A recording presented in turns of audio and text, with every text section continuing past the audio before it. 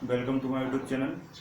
आप सभी लोगों का मेरे इस यूट्यूब चैनल में बहुत बहुत स्वागत है। आज के इस लेक्चर में हम एक ऐसे टॉपिक पर बात करने वाले हैं जो टॉपिक सबसे ज़्यादा इम्पोर्टेंट है एग्ज़ाम की दृष्टि से भी। एग्ज़ाम में भी इसके बहुत सारे क्वेश्चन आते हैं और प्रत्येक व्यक्ति को इन्फॉर्मेशन के आधार पर, जानकारी के आधार पर इसको जानना बहुत ज़रूरी होता है, क्योंकि आमतौर पर जीवन में आप उससे रूबरू होते ही हैं, सुनते ही हैं, इसकी चर्चा बार बार सामने आती ही है। हाँ, तो आज हम बात करेंगे सूर्य ग्रहण और चंद्र ग्रहण के बारे में, है ना। सोलर एक्लिप्स और लूनर एक्लिप्स के बारे में आज हम बात करेंगे कि ये चंद्र ग्रहण, सूर्य ग्रहण क्या होता है ना। इसका हम पूरा डिटेल से अध्ययन करेंगे। इसमें जितनी भी घटनाएं होती हैं, उन घटनाओं के अलग अलग चरण क्या हैं, उन चरणों में छोटी छोटी जो गतिविधियां हैं उनको क्या कहते हैं, ये क्यों होती हैं, होने का कारण क्या है, कारण है तो क्यों हैं, कब होती हैं, इनके अलग अलग पर्टिकुलर्स क्या नाम दिए गए हैं। तो सारी चीज़ों को आज हम डिटेल से अध्ययन करेंगे। तो बस आपको इस लेक्चर को पूरा देखना है और चंद्र ग्रहण, सूर्य ग्रहण की पूरी जानकारी को विस्तार से आसान भाषा में समझना है, ठीक है। तो इसके पक्ष में मैं कुछ चीज़ें आपको बताता हूँ। जैसे मान लो इसमें मैं आपको बताऊंगा कि सूर्य ग्रहण क्या है, चंद्र ग्रहण क्या है ना। इसकी घटना के बाद इसमें बहुत सारी चीज़ें होती हैं, जैसे सिजगी क्या है, युति क्या है, वियुति क्या होता है, चंद्र ग्रहण कब होता है, सूर्य ग्रहण कब होता है, अमावस्या को ही क्यों होता है ना।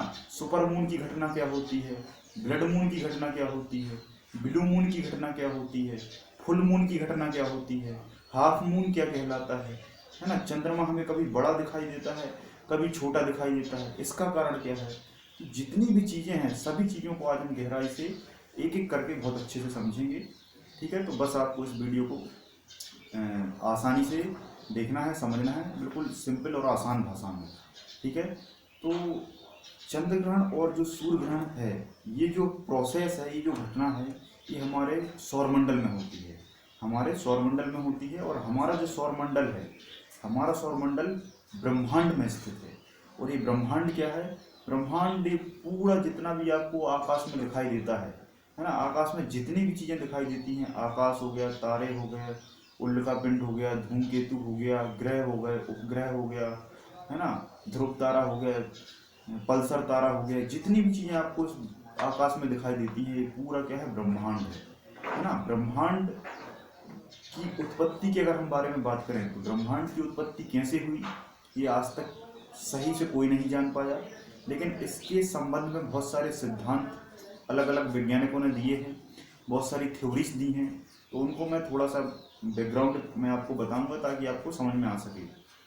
हम तो ब्रह्मांड की उत्पत्ति में अलग अलग थ्योरीज दी, जैसे महाविस्फोट सिद्धांत, बिग बैंग थ्योरी, है ना, दोलन सिद्धांत, दोलन झिल्लीनुमा सिद्धांत, दोलन चक्री सिद्धांत, सतत विकास सिद्धांत, अनंत सिद्धांत, अनंत स्फीतीकरण सिद्धांत, अनोखे सिद्धांत, होलोग्राम थ्योरी, ऐसे बहुत सारे अलग अलग सिद्धांत दिए, जिनमें अलग अलग वैज्ञानिकों ने इस पर प्रकाश डालने की कोशिश की, है ना। जिसमें दोलन सिद्धांत जो है, यह एलन संडेजा नामक व्यक्ति द्वारा दिया गया था। एलन संडेजा एक बहुत बड़े वैज्ञानिक थे और उन्होंने कहा कि जो ब्रह्मांड है, ये ब्रह्मांड एक निश्चित पॉइंट से बनना शुरू हुआ है और एक निश्चित पॉइंट पर जाके खत्म हो जाएगा। निश्चित पॉइंट पर बना है और निश्चित पॉइंट पर जाके खत्म हो जाएगा। खत्म होने के बाद ये फिर से बनने लगेगा, फिर से खत्म होगा, फिर से बनने लगेगा, फिर से खत्म होगा। और ये दोलन की भांति क्या कर रहा है, कार्य कर रहा है। दोलन की भांति इसकी क्या है, गति है या अवस्था है, ठीक है। दूसरा सिद्धांत है सतत विकास सिद्धांत। सतत विकास सिद्धांत जो है, ये दिया था आपका हरमन बॉडी नामक वैज्ञानिक ने। और उन्होंने कहा कि ये जो ब्रह्मांड है, एक निश्चित गति से विकास कर रहा है, लगातार चलता जा रहा है, चलता जा रहा है, चलता जा रहा है, और इसका विस्तार हमेशा होता ही जाएगा, ये कभी खत्म नहीं होगा। सतत विकास होता जाएगा, इसका हमेशा विकास होगा। और इसी कारण इस सिद्धांत को सतत विकास सिद्धांत कहते हैं, continuously development theory.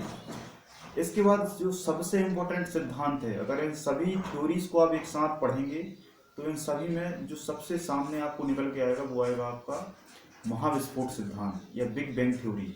Big bang theory के आधार पर ब्रह्मांड की उत्पत्ति को सबसे अच्छे तरीके से समझा गया है ना, सबसे आसान तरीके से, या फिर मैं ये कहूँ कि सबसे ज़्यादा जो मान्यता है वो महाविस्फोट सिद्धांत को ही दी गई है।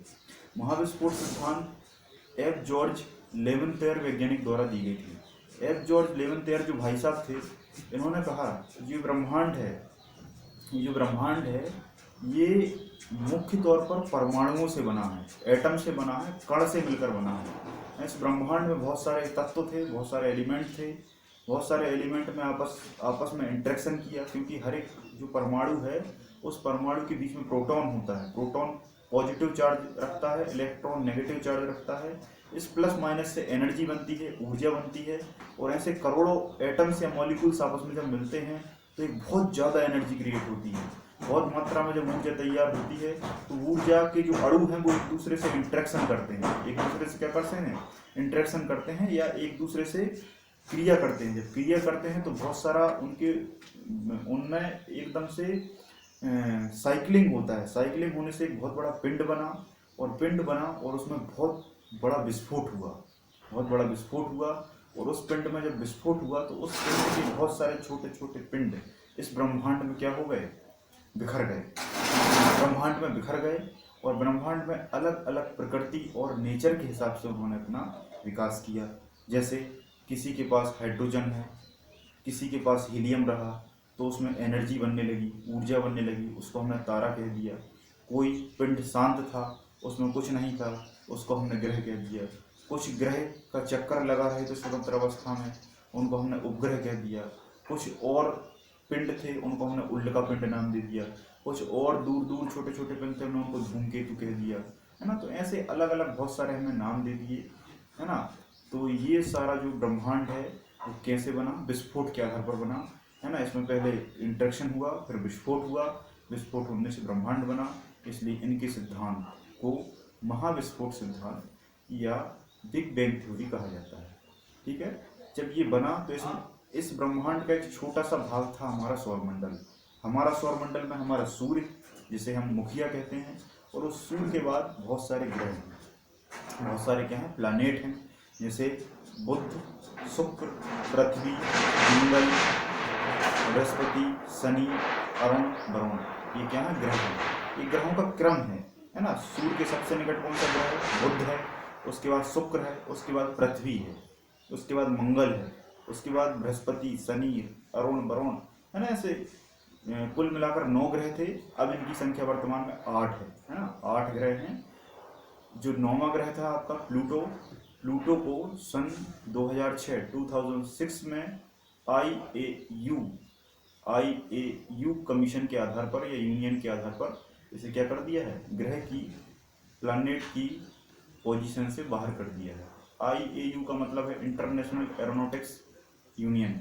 इंटरनेशनल एरोनॉटिक्स यूनियन की बैठक हुई, और बैठक होने के बाद उसमें डिसीजन लिया गया कि ये जो प्लूटो है ये अन्य ग्रह की कक्षा को या चक्र को क्रॉस करता है, इसलिए इसको हम ग्रह की तुलना से क्या करते हैं, बाहर करते हैं, है ना। तो अब वर्तमान में ग्रहों की संख्या कितनी है, 8 है ना। तो ये क्या था, एक ये कहना चाहिए आपको समझाने के लिए मैंने ये बताया कि किस तरीके से ब्रह्मांड बना, और इस ब्रह्मांड में हमारा ये सौरमंडल है।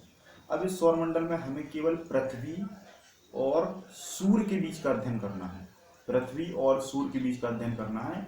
इन सभी ग्रहों को आप भूल जाइए। जब मैं सौरमंडल पढ़ाऊंगा, ब्रह्मांड पढ़ाऊंगा, तो एक सेपरेट वीडियो आएगा और उस पर ये चीज़ें मैं आपको बहुत अच्छे से समझाऊंगा, है ना। लेकिन यहाँ पर हम केवल सूर्य ग्रहण और चंद्र ग्रहण को समझेंगे। तो आपको केवल पृथ्वी की कंडीशन को याद रखना है और सूर्य की कंडीशन को याद रखना है। तो सूर्य है और यहाँ पर पृथ्वी है, सूर्य है और यहाँ पर पृथ्वी है। सूर्य अपनी जगह स्थिर है, सूर्य अपनी जगह स्थिर है, और सूर्य का चक्कर पृथ्वी इस तरीके से लगा रही है। सूर्य का चक्कर पृथ्वी इस तरीके से लगा रही है। और ये जो पृथ्वी है, ये पृथ्वी सूर्य का चक्कर कितने दिनों में लगा लेती है, 365 दिनों में लगा लेती है। और इसी 365 को हम एक साल कहते हैं। इसी 365 को हम क्या कहते हैं, एक साल कहते हैं, है ना। अगर आप बुध ग्रह पर जाएंगे और बुध ग्रह का अगर आपसे एक साल पूछा जाए तो बुध ग्रह पर एक साल 365 दिन का नहीं, वहाँ पर 88 दिन का होगा। वहाँ पर कितने दिन का होगा, 88 दिन का होगा, क्योंकि बुध सूर्य का चक्कर 88 दिन में लगा लेता है। तो हमारी पृथ्वी का जो 1 साल निकल के आया, या 1 साल हम कितने दिन को माने, ये किस पर निर्भर करता है? ये उस ग्रह की सूर्य की परिक्रमा पर निर्भर करता है। तो सूर्य का चक्कर पृथ्वी 365 दिन में लगाती है। यहाँ तक बात क्लियर है? यहाँ तक चीज़ें समझ में आ चुकी हैं आपको। लेकिन एक चीज़ और याद रखना, सूर्य स्थिर जरूर है, लेकिन वास्तविक तौर पर अगर आप देखेंगे तो सूर्य भी गतिशील है। सूर्य भी गतिशील है, ये आपको अभी तक शायद पता ना हो, या फिर किसी ने आपको ना बताया। ब्रह्मांड में कोई भी कण हो, ये आइंस्टीन ने सिद्ध किया था E=mc² से, कि प्रत्येक कण क्या है? गतिमान है। प्रत्येक कण भले ही आपको क्या है, वो स्थिर दिखाई दे, लेकिन वो कहीं ना कहीं क्या है? गतिशील है। कहीं ना कहीं वो अपनी ऊर्जा के द्वारा वो क्या है? गतिशील है। ये निर्भर करता है आपकी स्थिति पर, कि आपकी स्थिति क्या है। जैसे एक बहुत सामान्य सा उदाहरण मैं दूं, कि आपकी पृथ्वी लगातार घूम रही है, लेकिन आपको पृथ्वी घूमती हुई क्यों नहीं दिखाई देती? कभी आपने ये चीज सोचा? आपकी पृथ्वी लगातार चक्कर लगा रही है, घूम रही है, लेकिन आपको पृथ्वी घूमती हुई क्यों नहीं दिखाई देती? आपको ये स्थिर क्यों दिखाई देती है? ये तो गतिमान है ना। पृथ्वी गतिमान है, लेकिन जब पृथ्वी गतिमान है तो उस पर आप बैठे हैं, और आप भी उतनी ही स्पीड के साथ गतिमान हैं। आप भी उतनी ही स्पीड के साथ पृथ्वी के साथ घूम रहे हैं। इसीलिए पृथ्वी की स्पीड और आपकी स्पीड इक्वल है, बराबर है। इसलिए वो एक दूसरे को कैंसिल कर देती है, और आपको उसकी स्पीड 0 दिखाई देती है। क्लियर है? समझ में नहीं आया? अब और आसान भाषा में समझिए। जैसे आप बस में बैठे हैं, बस में आपकी सीट के बाजू में एक व्यक्ति बैठा है। आपकी बस 80 किलोमीटर पर घंटे की स्पीड से गतिमान है। 80 किलोमीटर प्रति घंटे की जो स्पीड है वो बहुत ज़्यादा होती है ना, बहुत ज़्यादा होती है। लेकिन अगर आप अपने बाजू वाले व्यक्ति को, अपनी सीट के जो बाजू वाला व्यक्ति है उसको देखेंगे, तो व्यक्ति आपको स्थिर दिखाई देगा। व्यक्ति आपको कैसा दिखाई देगा? स्थिर दिखाई देगा। वो भी आपको लगेगा कि यार इसकी स्पीड कैसी है? 0 है। जहाँ मैं बैठा हूँ शांत, वहीं मेरे बाजू में ये बैठा है शांत, लेकिन वो शांत है क्या? उसकी स्पीड भी 80 किलोमीटर प्रति घंटे है, और आपकी भी 80 किलोमीटर प्रति घंटे स्पीड है, और बस की भी 80 किलोमीटर प्रति घंटे है। तो तीनों की स्पीड क्या है? बराबर है। इसलिए तीनों एक दूसरे को क्या कर रहे हैं? कैंसिल। तो बस भी आपको सामान्य स्थिति में दिखाई देगी, वो व्यक्ति भी आपको सामान्य स्थिति में दिखाई देगा, और बस में जितनी भी चीजें होंगी वो भी आपको सामान्य स्थिति में दिखाई देंगी, क्योंकि सभी आपके साथ उतनी ही स्पीड से चल रही हैं, और वो सारी स्पीड एक दूसरे को कैंसिल कर रही है। लेकिन अगर आप विंडो से बाहर झांकेंगे, खिड़की से बाहर झांकेंगे, और कोई पेड़ लगा है या कोई व्यक्ति खड़ा है, वो लेकिन आपकी नज़रों से बहुत स्पीड से पीछे की ओर निकल रहा होगा, बहुत स्पीड से मतलब 80 किलोमीटर पर आवर या 80 किलोमीटर पर आवर की स्पीड से वो पेड़ आपकी खिड़की से पीछे निकल जाएगा। क्यों निकल जाएगा? क्योंकि वो पेड़ आपकी बस में नहीं, या वो व्यक्ति आपकी बस में नहीं। समझ में आया? ये निर्भर करता है आपके माध्यम के ऊपर, आपकी स्थिति के ऊपर, कि स्पीड क्या है। तो वैसे ही हमारे सौरमंडल के आधार पर पृथ्वी गतिमान है, लेकिन सूर्य स्थिर है। लेकिन वास्तविक तौर पर अगर आप अध्ययन करेंगे तो इस ब्रह्मांड में सूर्य भी गतिमान है। जिस तरीके से पृथ्वी घूम रही है, उस तरीके से सूर्य भी इस तरीके से चल रहा है, और उस सूर्य के साथ साथ हमारा पूरा सौरमंडल भी घूम रहा है। इस तरीके से पूरा सूर्य के साथ साथ पृथ्वी भी घूम रही है ना, और सूर्य भी घूम रहा है। सूर्य किसका चक्कर लगाता है? सूर्य हमारी मंदाकिनी का चक्कर लगाता है, हमारी आकाशगंगा का चक्कर लगाता है। हमारी आकाशगंगा का चक्कर लगाने में इसे 22 से 25 करोड़ वर्ष, ये क्वेश्चन रेलवे में पूछा गया था। अभी रेलवे के एग्जाम में क्वेश्चन आया था कि सूर्य अपनी आकाशगंगा का चक्कर कितने समय में लगाता है। तो बहुत सारे लोगों ने लगा दी, इनमें से कोई नहीं, क्योंकि उन्हें लगता है कि सूर्य क्या है? स्थिर है। तो सूर्य 22 से 25 करोड़ वर्ष, या तो ऑप्शन में 22 रहेगा या 25 रहेगा, है ना, या फिर वो पैर बना के देता है 22 से 25, 32 से 35, है ना, 40 से 42, 11 से 12, ऐसा। तो 22 से 25 करोड़ वर्ष में सूर्य चक्कर लगा लेता है हमारी आकाशगंगा का। तो सूर्य के साथ साथ हमारा पूरा सौरमंडल भी घूम रहा है। अब इस चीज़ को आप थोड़ा सा यहाँ रोकिए। अब हम बात करते हैं चंद्र ग्रहण और सूर्य ग्रहण की, है ना। इसमें आपको केवल दो स्थितियाँ याद रखनी है, एक सूर्य की और एक पृथ्वी की। सूर्य ये है और ये पृथ्वी है। पृथ्वी इस तरीके से सूर्य का चक्कर लगा रही है, इस तरीके से सूर्य का चक्कर लगा रही है ना। तो जो पृथ्वी है, ये जो पृथ्वी है, इस पृथ्वी के यहाँ पर अगर सूर्य है, यहाँ पर अगर सूर्य है, तो सूर्य का प्रकाश जब यहाँ पड़ेगा तो इतने भाग पर पड़ेगा, इतने भाग पर पड़ेगा, तो यहाँ दिन होगा और इस तरफ रात होगी। जब ये पृथ्वी यहाँ पर इस तरीके से घूम जाएगी तो यहाँ दिन हो जाएगा और यहाँ रात हो जाएगी, है ना। कई बार आपने सुना होगा कि अगर हमारे यहाँ दिन है तो अमेरिका में रात है, और अमेरिका में दिन है तो हमारे यहाँ रात है। ऐसा क्यों होता है? ऐसा इसलिए होता है क्योंकि जो पृथ्वी है वो इस तरीके से लगातार घूम रही है। तो जो प्रकाश है सूर्य का वो एक तरफ पड़ता है, मतलब 12 घंटे एक तरफ दिन होता है और 12 घंटे एक तरफ रात होती है। फिर वो हिस्सा घूम जाता है और इस तरफ दिन हो जाता है, इस तरफ रात हो जाती है। इसलिए जो ग्रहण है वो भी समय के अनुसार अलग अलग देश में अलग अलग होता है ना। कई बार आपने सुना होगा कि ये मध्य प्रदेश में दिखेगा, ये भारत में दिखेगा, ये कनाडा में दिखेगा, ये चाइना पर प्रभाव रहेगा, इसका मध्य एशिया में प्रभाव रहेगा। तो उसका अंतर क्या है? उसका अंतर यही है कि देखो, ग्रहण का मतलब क्या है। अगर हम ग्रहण पढ़ रहे हैं तो जो ग्रहण है, इस ग्रहण शब्द का आशय होता है किसी भी वस्तु की किसी दूसरी वस्तु पर छाया पड़ना, या उसे ग्रहण कर लेना, है ना। उसे क्या कर लेना? ग्रहण कर लेना। ग्रहण का मतलब उसको छाया के द्वारा उसका जो प्रतिबिंब है उसको अदृश्य कर देना, ठीक है। तो ये पृथ्वी है, ये सूर्य है, ये सूर्य है, ये पृथ्वी है। ये पृथ्वी इस तरीके से सूर्य का चक्कर लगा रही है, लेकिन इस पृथ्वी का भी छोटे रूप में कोई चक्कर लगा रहा है जिसका नाम है चंद्रमा। जिसका नाम क्या है? चंद्रमा। चंद्रमा इस पृथ्वी का चक्कर लगा रहा है, इस पृथ्वी का चक्कर लगा रहा है, इस पृथ्वी का चक्कर लगा रहा है। और यहाँ क्या है? सूर्य है। यहाँ सूर्य है, ये पृथ्वी है, और इसके बीच में यहाँ जब चंद्रमा आ जाता है तो ये जो सूर्य का प्रकाश है, वो पृथ्वी तक पहुँच पाएगा क्या? नहीं पहुँच पाएगा। तो ग्रहण की घटना कब होती है? ग्रहण की घटना तब होती है जब सूर्य, पृथ्वी और चंद्रमा, सूर्य, पृथ्वी और यहाँ पर अगर चंद्रमा आ गया या फिर यहाँ चंद्रमा आ गया। दो स्थितियों में चंद्रमा आएगा, या तो यहाँ आएगा या यहाँ आएगा। ये तीनों जब एक सीध में हो जाते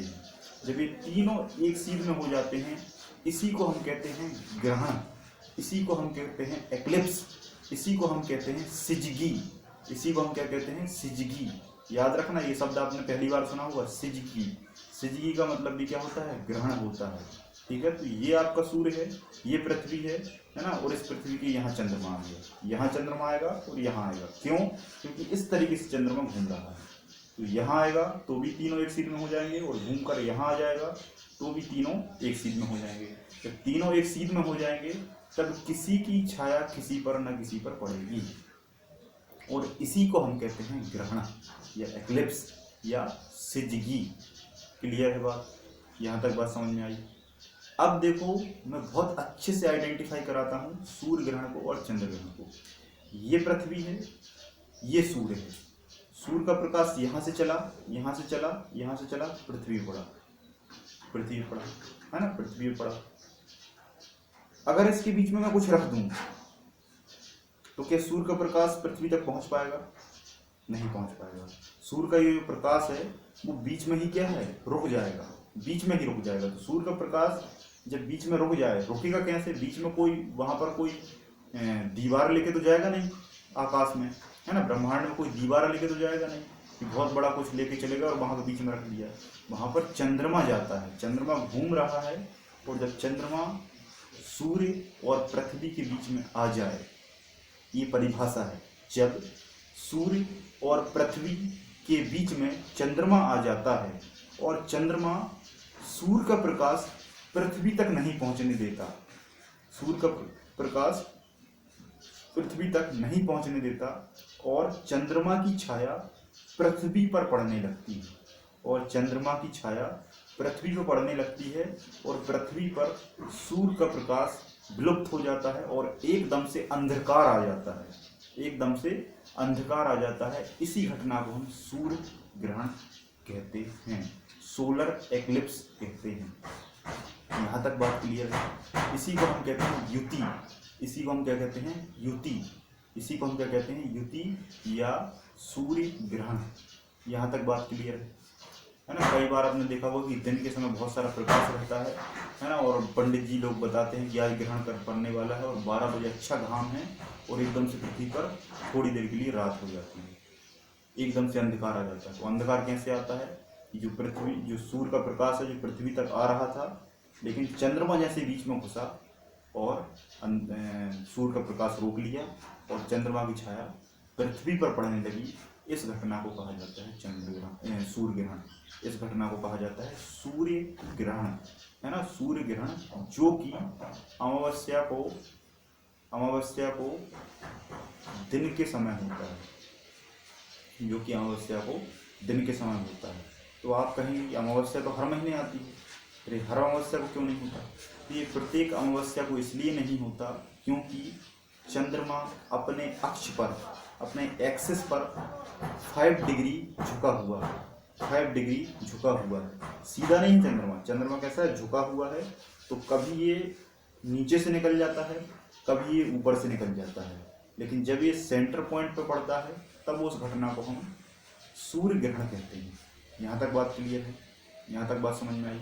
लेकिन ये जो चंद्रमा है ये यहाँ था, ठीक है, तो इसको हमने सूर्य ग्रहण कह दिया, लेकिन ये फिर से घूमा और यहाँ आ गया, फिर से तीनों एक सीध में आ गए। यहाँ सूर्य है, यहाँ सूर्य है, ये पृथ्वी है और यहाँ चंद्रमा आ गया, फिर तीनों एक सीध में आ गए। इस घटना को हम कहते हैं चंद्र ग्रहण। इस घटना को हम क्या कहते हैं, चंद्र ग्रहण। बात समझ में आई। ये सूर्य का प्रकाश है। अब सूर्य का प्रकाश जो है, अब जो सूर्य का प्रकाश है वो पृथ्वी रोक लेगी और चंद्रमा पर नहीं पड़ने देगी। देखो दोनों घटनाएं जस्ट एक दूसरे के विपरीत हैं। जरा सा आप भूलेंगे और आप फंस जाएंगे, है ना। यहाँ पर अभी क्या था, चंद्रमा बीच में आ गया था। अब यहाँ पर क्या है कि सूर्य ये है, ये पृथ्वी है, ये पृथ्वी है और यहाँ चंद्रमा है।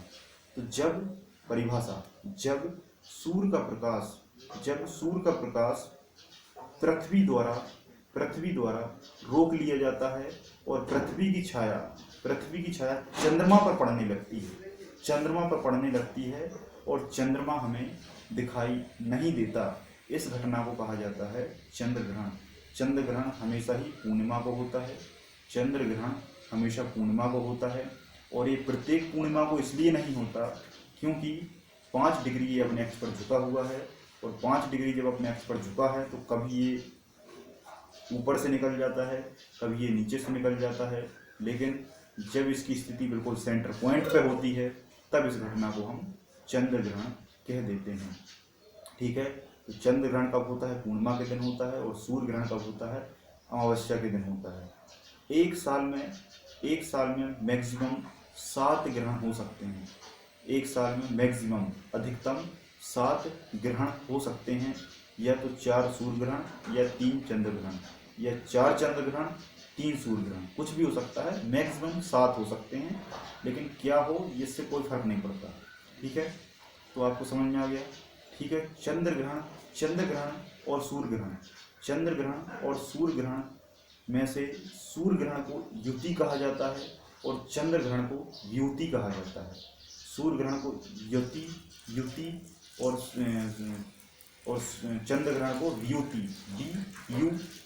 व्युति कहा जाता है ना। और इन पूरे एक साथ उसको ग्रहण को सिजगी कहते हैं।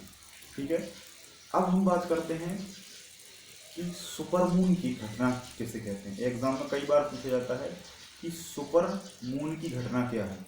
सुपरमून की घटना को बताने से पहले मैं एक चीज़ आपको बता दूं कि जो चंद्रमा हमारी पृथ्वी से 3,84,392 किलोमीटर दूर है। 3,84,000 फिक्स है। बहुत सारी बुकों में ये लास्ट का डाटा, किसी में 384, किसी में 342, किसी में 392, अलग अलग दिया रहता है। 3,84,392 किलोमीटर क्या है, दूरी पर स्थित है। ठीक है, तो ये जब दूरी है इस दूरी से जब हम चंद्रमा को देखते हैं तो चंद्रमा पर जो प्रकाश है वो सूर्य से आता है। चंद्रमा पर जो प्रकाश है वो सूर्य से आता है। तो कई बार क्वेश्चन आया है चंद्रमा को जब पृथ्वी से देखा जाता है, चंद्रमा को जब पृथ्वी से देखा जाता है तो चंद्रमा का कितने % भाग पृथ्वी से देखा जा सकता है। ये क्वेश्चन कई बार पूछा गया है कि पृथ्वी पर उपस्थित व्यक्ति द्वारा या हमारे द्वारा हम चंद्रमा का कितना % भाग देख पाते हैं मैक्सिमम। तो इसका आंसर क्या है? 59%। 59% है ना। कहीं कहीं इसका आंसर 57% भी आता है ना। तो लगभग 57 से 59% के बीच में इसको हम देखते हैं, क्योंकि जो चंद्रमा है वो गोल है, लेकिन हम जब यहाँ से देखेंगे तो हमको आधा दिखाई देगा सामने वाला, है ना। इस तरफ को भाग दिखाई देगा, इस तरफ वाला, तो आधा भाग क्या हो गया? 50%।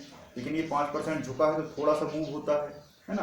5% झुका है, थोड़ा सा मूव होता है, तो 50% तो दिखेगा ही, लेकिन थोड़ा सा और अधिक, इसलिए 57 या 59%, 57 से 59% के बीच में हमें ये दिखाई देता है। ठीक है। अब जो ये ग्रहण है, ये जो चंद्र ग्रहण है, चंद्र ग्रहण में कभी कभी क्या होता है कि आंशिक चंद्र ग्रहण होता है। आंशिक का मतलब थोड़ा सा भाग घेरा, आंशिक चंद्र ग्रहण हो गया। कभी कभी चंद्रमा का पूरा भाग घेर लिया तो वो पूर्ण चंद्र ग्रहण हो गया, मतलब भाई ज़्यादा अंधकार आ गया।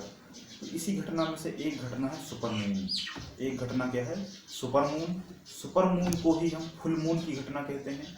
सुपरमून की घटना पूछा जाए या फुल मून की घटना पूछा जाए या पेरेजी की घटना पूछा जाए तो आप एक ही बताएंगे कि जब चंद्रमा का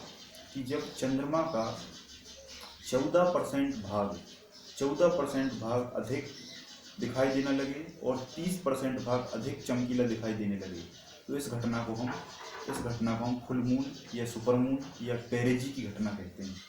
क्लियर है बात यहाँ तक? सामान्य से 14% बड़ा और 30% अधिक प्रकाश, देखो 14% बड़ा और 30% अधिक प्रकाश लाइट दिखाई देने लगे, तो इस घटना को हम फुल मून, सुपर मून या पेरेजी की घटना कहते हैं। क्लियर है यहाँ तक बात? फिर आता है ब्लू मून। ब्लू मून की घटना, जब एक माह में 2 पूर्णिमा पड़ती हैं, जब एक माह में 2 पूर्णिमा पड़ती हैं, है ना, 2 पूर्णिमा पड़ती हैं, तो इस घटना को हम ब्लू मून की घटना कहते हैं। इस घटना को हम ब्लू मून की घटना कहते हैं। ऐसा बहुत सामान्य तर नहीं होता है, लेकिन कभी कभी 2 साल, 2.5 साल या 3 साल के दौरान एक बार हो जाता है ना। तो 2.5 साल में लगभग एक बार होता है। तो 2.5 साल में जब एक माह में 2 पूर्णिमा हो, इस घटना को हम ब्लू मून की घटना कहते हैं। फिर आता है ब्लड मून की घटना। ब्लड मून की घटना क्या होती है? ब्लड मून की घटना क्या होती है? ब्लड मून की घटना में जब लगातार 4 बार पूर्ण चंद्र ग्रहण होता है, जब लगातार 4 बार पूर्ण चंद्र ग्रहण होता है, तब इस घटना को हम ब्लड मून की घटना कहते हैं। ब्लड मून या इसी को हम टेट्रोड की घटना के नाम से जानते हैं। टेट्रोड की घटना को जानते हैं। टेट्रा का मतलब होता है 4, है ना। ये थोड़ा सा रसायन विज्ञान की भाषा है, केमिस्ट्री की भाषा है। केमिस्ट्री में 1 को मोनो, 2 को ट्राई, 1 को मोनो, 2 को डाई, 3 को ट्राई, 4 को टेट्रा, 5 को पेंटा, 6 को हेक्सा, सेप्टा, ऑक्टा, नोना, डेका, है ना। तो ये भाषा है ना। टेट्रा इसलिए कहते हैं कि 4 बार, जब 4 बार लगातार पूर्ण चंद्र ग्रहण होता है, तब इस घटना को हम ब्लड मून या टेट्रोड के नाम से जानते हैं। ठीक है। तो यहाँ तक आपको ये बात पूरी समझ में आ चुकी होगी कि सूर्य ग्रहण क्या है, चंद्र ग्रहण क्या है ना। चंद्रमा का एक और कार्य होता है, जैसे आपने सुना होगा ज्वार भाटा, है ना। ज्वार भाटा के बारे में आपने सुना होगा कि ज्वार भाटा क्या होता है। इसको मैं थोड़ा सा समझा देता हूँ क्योंकि इसी से रिलेटेड है। जो पृथ्वी है, ये जो पृथ्वी है, इस पृथ्वी पर जल भरा हुआ है, और इस जल का जो बहाव है, वो जब स्थल पर होता है, उसी स्थिति को ज्वार भाटा कहते हैं। जैसे आपने बीच वगैरह देखा होगा, बीच है ना, समुद्री सीमा की हम बात करें तो जो समुद्र का पानी है, जैसे मुंबई अगर आप गए हों है ना, या कहीं भी आपने फिल्मों वगैरह में देखा ही होगा, तो फिल्मों वगैरह में जो बीच होता है, जब बीच में जो समुद्र का पानी एकदम से ऊपर की ओर आता है लहर के फॉर्म में, जब ऊपर की ओर आता है तो इसको हम कहते हैं ज्वार। और जब ये पानी समुद्र का पीछे की ओर चला जाता है और जमीन निकल आती है, इसको हम कहते हैं भाटा। इसको हम क्या कहते हैं? भाटा। इसलिए सब एक साथ ज्वार भाटा कह देते हैं, क्योंकि जब ज्वार आएगा तो भाटा भी आएगा, लहर आएगी तो वापस भी जाएगी, तो लहरों का आना जाना ही ज्वार भाटा कहलाता है। ठीक है, ये तो सामान्य सी बात है। लेकिन अगर हम बात करें कि ज्वार भाटा आता कैसे है, इसका आने का कारण क्या है, नदियों में क्यों नहीं आता, समुद्र में क्यों आता है, तो आपको पता होगा कि आपकी जो पृथ्वी है, इस पृथ्वी पर 71% पानी है। 71% क्या है? वाटर है, अधिकांश पानी है। जमीन थोड़ी सी है, 29% है। तो ये जो पृथ्वी है, इस पृथ्वी में पानी भरा हुआ है अधिकांश तौर पर, बहुत ज़्यादा मात्रा में क्या है? समुद्र का पानी है। समुद्र का पानी, और आपको अभी मैंने बताया था कि हमारे पृथ्वी के बहुत करीब चंद्रमा घूम रहा है। चंद्रमा घूम रहा है लगातार, इस तरीके से चंद्रमा क्या है? हमारी पृथ्वी के चक्कर लगा रहा है। जब ये चक्कर लगाता है, ठीक है, तो चंद्रमा का अपना एक बल है, अपनी एक शक्ति है, और उसी बल और शक्ति के कारण वो घूमता है। जब वो घूमता है तो उस बल का प्रभाव इस पृथ्वी पर भी पड़ता है। उस बल का प्रभाव इस पृथ्वी पर भी पड़ता है। जब इस पृथ्वी पर पड़ता है तो पृथ्वी का जमीनी भाग तो हिलेगा नहीं, है ना। चंद्रमा का बल इस पृथ्वी को हिलाने की कोशिश करता है। इसका बल जो है वो पृथ्वी की वस्तुओं को हिलाने की कोशिश करता है, लेकिन जमीन वाला भाग हिल नहीं पाता। लेकिन जो पानी वाला भाग है, और पानी आपको पता है बहुत ज़्यादा मात्रा में है, तो उस पानी वाले भाग में विक्षोभ उत्पन्न हो जाता है। विक्षोभ का मतलब होता है विस्थापन उत्पन्न हो जाता है, और ये लगातार घूमता जाता है, और पानी भी यहाँ से घूमने की कोशिश करता है। पानी भी यहाँ जमीन पर घूमने की कोशिश करता है, लेकिन घूम नहीं पाता। तो उस पानी में, समुद्र के पानी में लहरें उत्पन्न होने लगती हैं, और वो लहरें उत्पन्न होती जाती हैं और स्थल पर आकर टकराती हैं, जिसे हम ज्वार कहते हैं। फिर वो वापस चली जाती हैं, जिसे हम भाटा कहते हैं। यहाँ तक बात क्लियर है? यहाँ तक बात आपको समझ में आ गई? कभी कभी आपसे पूछ लिया जाता है कि दीर्घ ज्वार क्या होता है और लघु ज्वार क्या होता है। दीर्घ ज्वार क्या होता है और लघु ज्वार क्या होता है? सीधी सी बात है कि जब पानी अधिक मात्रा में ऊपर उठे तो वो दीर्घ ज्वार कहलाएगा। दीर्घ का मतलब होता है बड़ा। लघु ज्वार, जब पानी की मात्रा थोड़ी सी आए तब उसको हम लघु ज्वार कहेंगे। ठीक है, तो ऐसा कब होता है और क्यों होता है? ठीक है, देखो, ये पृथ्वी है, पृथ्वी, चंद्रमा और यहाँ सूर्य, ये जब तीनों एक सीध में होते हैं, तो पृथ्वी के पानी पर चंद्रमा भी अपना बल लगा रहा है, यहाँ पर सूर्य भी अपना बल लगा रहा है। तो तीनों मिलकर एक साथ बल लगाते हैं इस पानी पर, तो ये पानी अधिक मात्रा में ऊपर की ओर उठता है, जिसे हम क्या कहते हैं? दीर्घ ज्वार कहते हैं, है ना। जब यहाँ पर ये है, सूर्य है ना, यहाँ पर पृथ्वी है, और चंद्रमा यहाँ सीध में ना होकर यहाँ 90 डिग्री पर पहुँच जाता है। यहाँ जब 90 डिग्री पर पहुँच जाएगा, मतलब समकोण पर पहुँच जाएगा, समकोण पर, इस तरीके से सूर्य, पृथ्वी और यहाँ सामने चंद्रमा समकोण पर होगा, तो ये भी बल लगाएगा, लेकिन एक दिशा में नहीं लगेगा। इस कारण से जो पानी है वो कम मात्रा में उठेगा, और जब कम मात्रा में उठेगा तो उसको हम लघु ज्वार कहते हैं। सामान्य तौर पर ज्वार भाटा जो है वो 24 घंटे में 2 बार आता है। 24 घंटे में कितनी बार आता है? 2 बार आता है।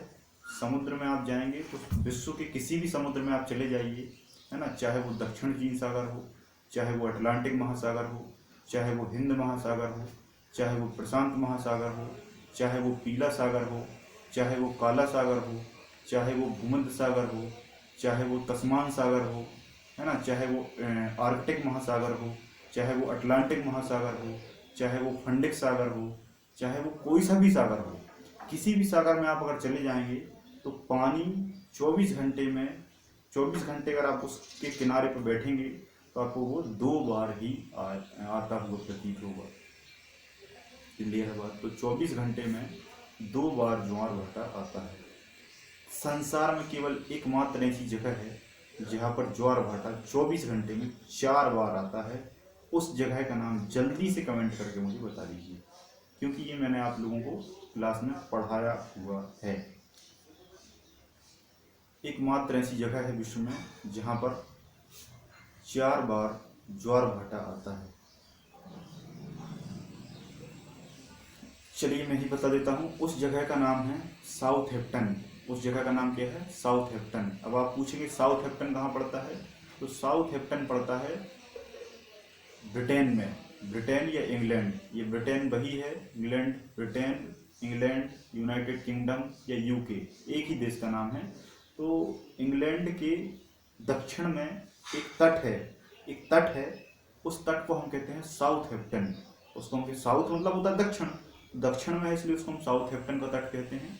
तो साउथहैम्पटन पर ये 4 बार आता है। एक्चुअली में आता 2 ही बार है, लेकिन वहाँ पर क्या है, 2 धाराएं हैं।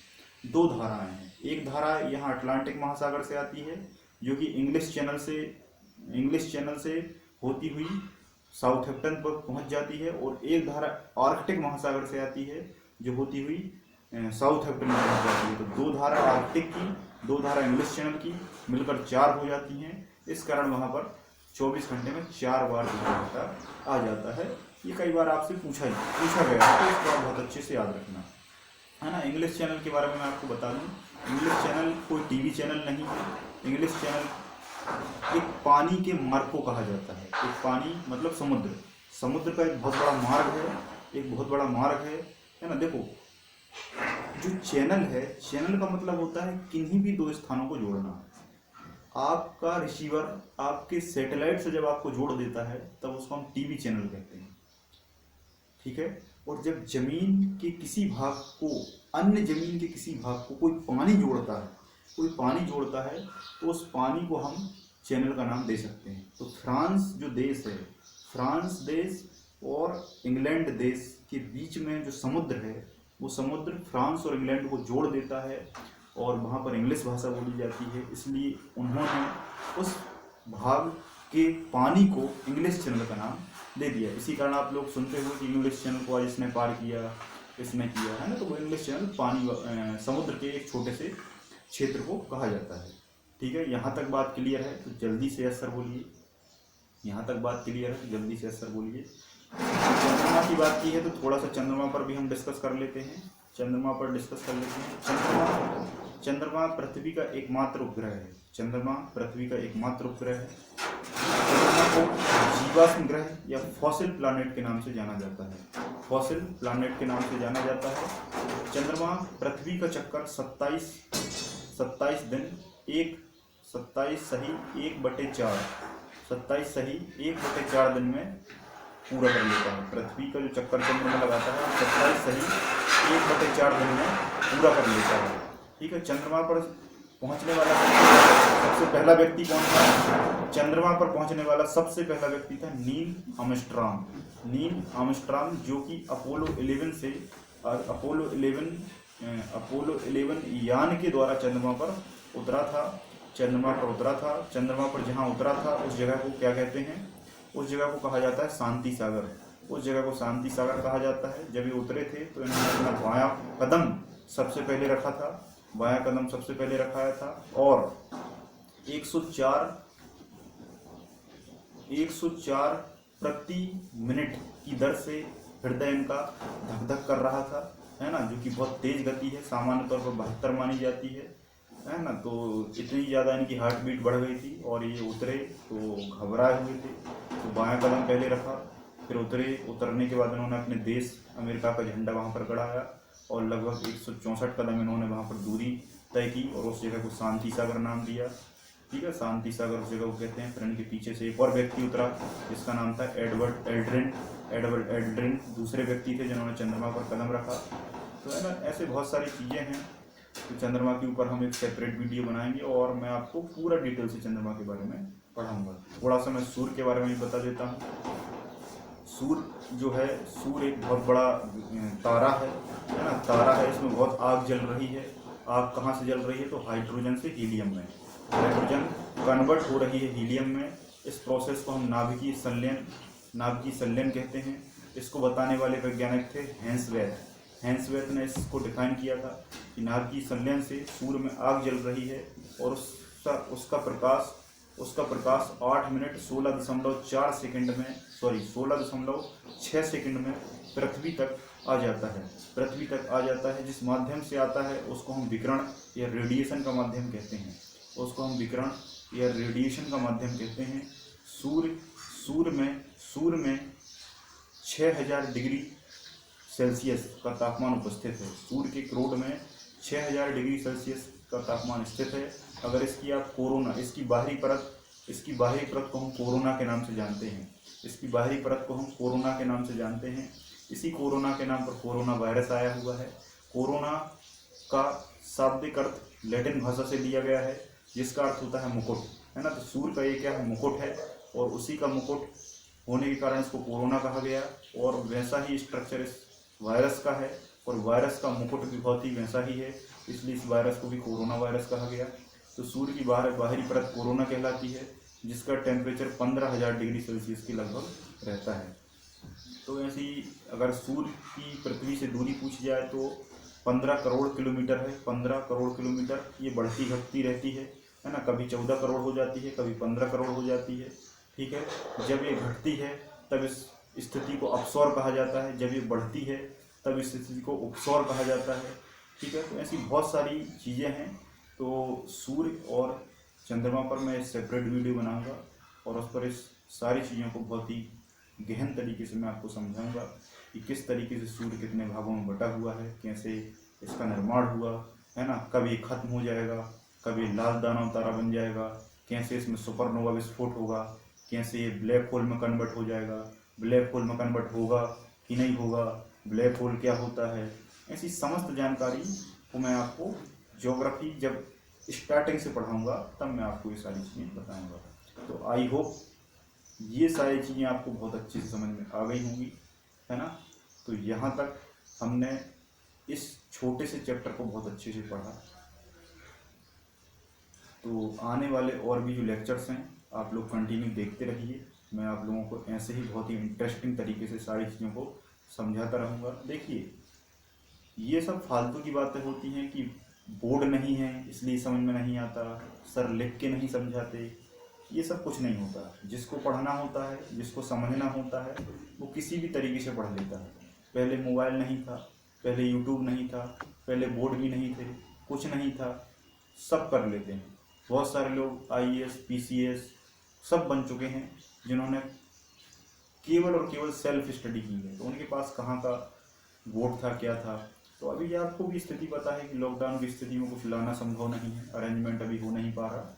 इसलिए किसी भी तरीके से जितने मेरे स्टूडेंट हैं उन्होंने बहुत रिक्वेस्ट की मुझसे कि सर आप लगातार वीडियो बनाइए, आपका ऐसे में ही बहुत अच्छे से हमको समझ में आ रहा है ना। तो मुझे लगता था कि कहीं ना कहीं मुझे बनाना चाहिए ताकि बच्चों की कंटिन्यूटी भी बरकरार रहे और मेरी भी रहे, और उनको सारी चीज़ें क्रम से समझ में आती रहें और रिवाइज सारा जो डाटा है वो रिवाइज होता रहे, ठीक है। तो आज के लिए इतना ही। बहुत बहुत धन्यवाद। जय हिंद, जय भारत।